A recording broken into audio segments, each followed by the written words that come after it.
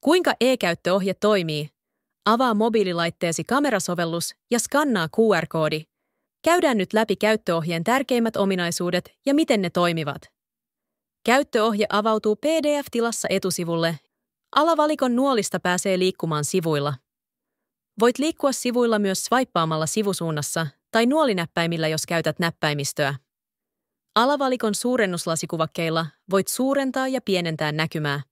3 pistettä kuvakkeesta avautuu lisävalikko, josta pääset yleiskatsaukseen, missä on helppo siirtyä käyttöohjeen osiosta toiseen. Lisävalikon seuraavasta kuvakkeesta pääsee artikkelinäkymään, jossa ohjeen teksti vierittyy ruutusi mukaan. Artikkelitilaan pääsee myös klikkaamalla tekstiä. Artikkelitilassa voit myös säätää alavalikosta fonttia ja sen kokoa, joten lukeminen on huomattavasti helpompaa kuin PDF-tilassa.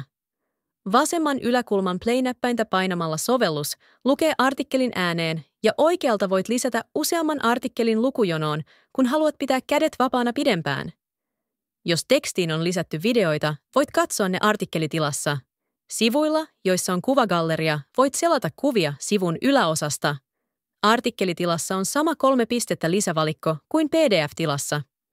Siitä voit palata PDF-tilaan ja alimmasta kuvakkeesta voit suurentaa soittimen, josta voit muun muassa pysäyttää äänenlukutoiminnon ja kontrolloida lukujonoa. Iloisia hetkiä uuden laitteesi parissa.